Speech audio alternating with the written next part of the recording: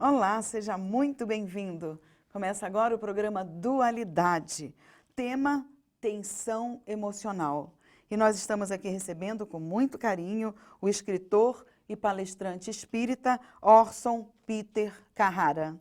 Seja bem-vindo, meu querido. Tudo bem? Obrigado pela oportunidade. Eu que agradeço você estar aqui com a gente. Já te falei que a casa é sua.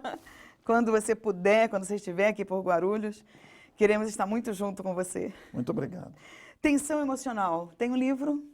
Tem um livro, Celina. Esse livro surgiu de uma mensagem de Emmanuel. Olha. Emmanuel psicografou uma mensagem pelo médico Chico Xavier que se chama exatamente tensão emocional. Essa mensagem, nos 4 primeiros parágrafos, ela não é uma mensagem longa, nem uma mensagem curta. É um texto padrão.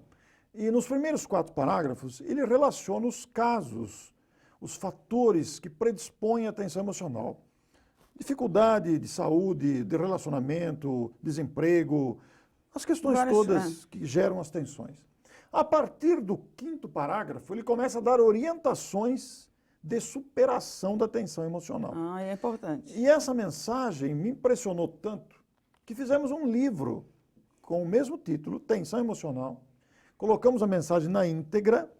Essa mensagem está no livro Companheiro, editado pelo Instituto de Difusão Espírita de Araras, que é um livraço, tem lições maravilhosas, o livro se chama Companheiro. Ele era de bolso, agora está em edição normal, 14/21, e essa mensagem está lá, faz parte do livro.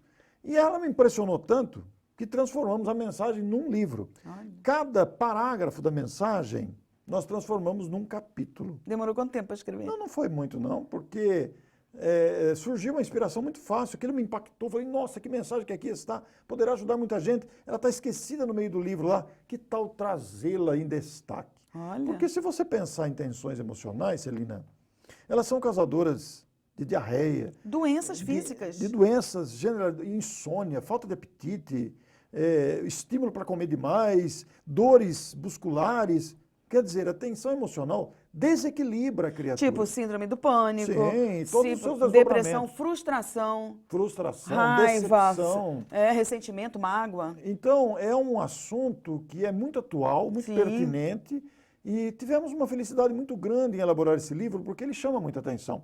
Tensão emocional, né? Às vezes eu faço a palestra, tensão emocional, baseada no livro, e as pessoas falam, nossa, essa palestra foi para mim. Eu falei, não, é para todos nós. Para todo mundo. Porque todos vivemos, veja você, nós estamos vivendo um momento complexo da história. Exatamente. Complexo da história. E mudança também do planeta, Mudança transformação do planeta, tensões, da gente. Tensões nos relacionamentos, tensões nas empresas, tensões econômicas, tensões emocionais de todo gênero. Então, esses aspectos tornam o tema muito oportuno, que entra na área da psicologia. Eu não sou psicólogo, mas eu gosto muito de psicologia, admiro muito essa ciência, que é capaz de ajudar a criatura adentrando o seu interior, né? Pesquisando as causas dos seus abalos.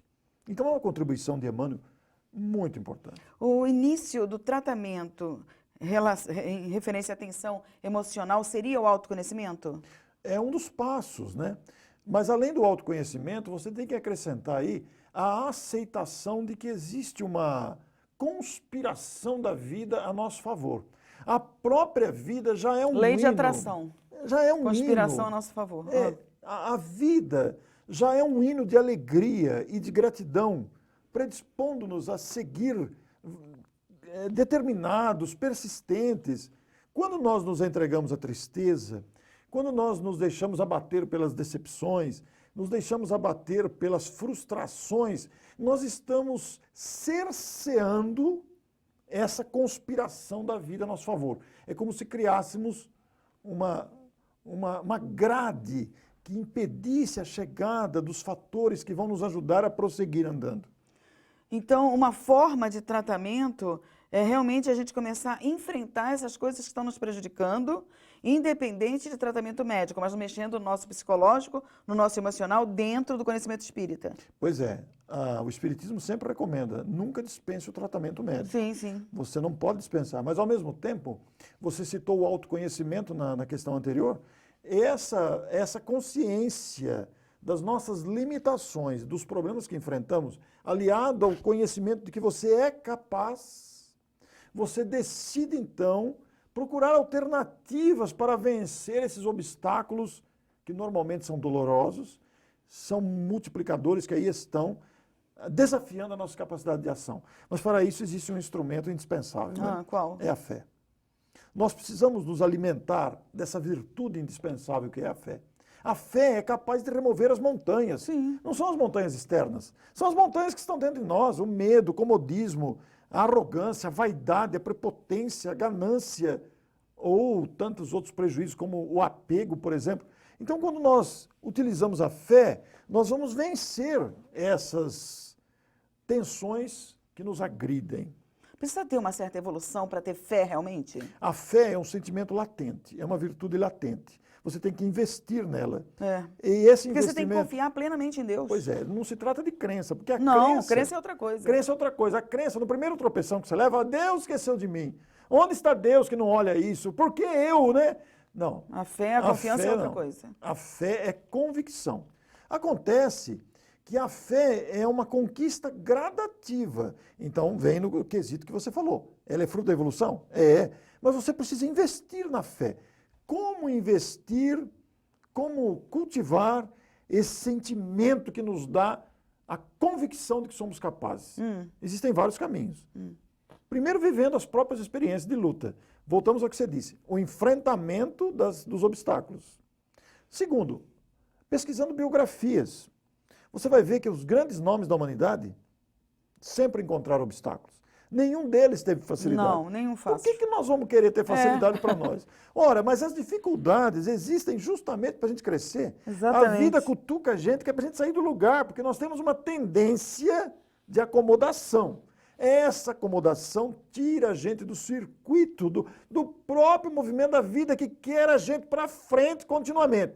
Como a gente teima e se acomoda na tristeza, na decepção, na amargura, na recordação infeliz, aí a gente começa a enfrentar. E a falta do perdão, né? Porque se a gente está Nem ali... me diga. Nossa, você abre uma outra perspectiva aí. Gente... Porque quando nos prendemos à vingança, por exemplo, e não perdoamos, nós travamos o movimento da vida. E fica lembrando daquilo que nem você falou, fica lembrando daquilo que não foi legal que fizeram com a gente. Aí você adentra o caminho das doenças. Por isso que o Evangelho fala, não pede para ser afastado da dor. Enfrente-a, né? Em frente, não é? E quando a dor chega, é fácil falar aqui, né? Porque quando chega, eu tive dengue há um tempo atrás, aí fiquei lá Acho que prostrado. parece que vai desencarnar. Fiquei prostrado, 15 dias lá, mas é muito difícil. Mas a dor, na verdade, a enfermidade, te posiciona a refletir sobre você mesmo. O que a gente faz, acontece, anda, quando vem a dor, É para você parar e refletir. Pensa um pouco, né? Pensa um pouco no aprendizado que pode tirar disso. Por que a vida está fazendo isso comigo? Qual a lição que ela quer trazer? Falar é fácil, né, Celina? Mas quando a gente enfrenta... Não, mas aí todos nós vivemos aí tendo testes, ficando diários, doentes, né? Sentindo dores. Então, realmente, talvez seja, talvez não, é verdade, para a gente se fortalecer no espírito. Porque o que está doente ali, nessas dores, é o corpo. Eu acho que a doença do espírito é outra, bem diferente, né? Porque na hora que a gente deixar o corpo, é aquela roupa velha que já rasgou. Que trocou, exatamente. Então, o espírito está sempre bem. Por isso que entra nisso que você está falando. Buscar força, buscar o não desistir, buscar a determinação.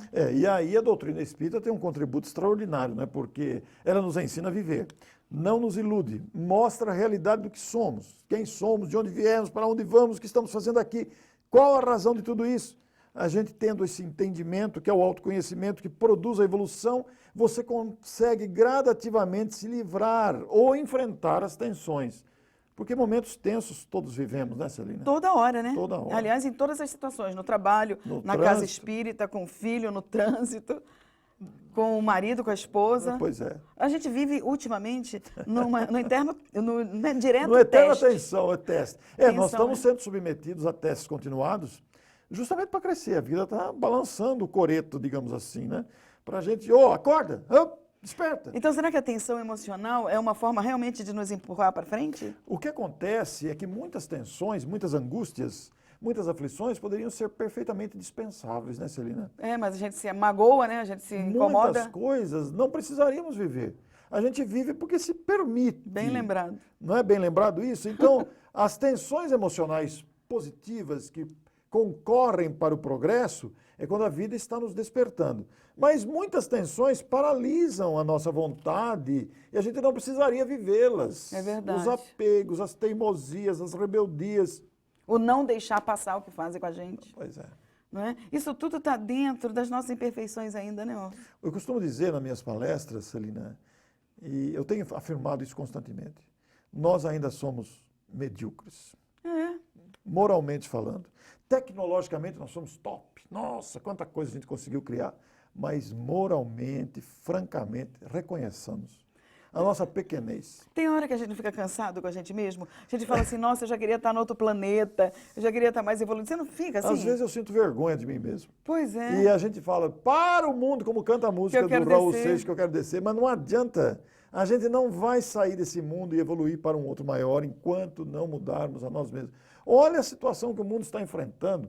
Eu costumo escrever semanalmente, eu faço um artigo por semana, e essa semana eu me deparei com um texto de Emmanuel, que está no livro Roteiro, no primeiro capítulo. E neste primeiro capítulo ele fala das grandezas do universo, as distâncias incomensuráveis, falando da grandeza da vida. E lá em determinado ponto ele diz que nós nos apegamos aos círculos consanguíneos ou aos grupos assimilados por afinidade. Sim. Mas esses grupos assimilados por afinidade, não necessariamente grupos ruins. Sim. Ou pode ser ruim ou ideais ruins ou bons. Né? Depende da faixa que a gente tiver vibratória. Depende daquilo que a gente está defendendo. Mas a gente se fecha dentro daquilo e essas posturas arcaicas, fechadas, de considerar apenas aquilo, esquecendo de olhar ao redor com egoísmo, a gente se fecha no grupo por afinidade ou no grupo consanguíneo e esquece de ver a humanidade globalmente, pois todos somos irmãos. E essa falta de solidariedade vai gerar os espinhos e os choques de opiniões que geram sofrimento. Estamos encerrando esse primeiro bloco. Vamos para um rápido intervalo, já voltamos. Fica aí conosco.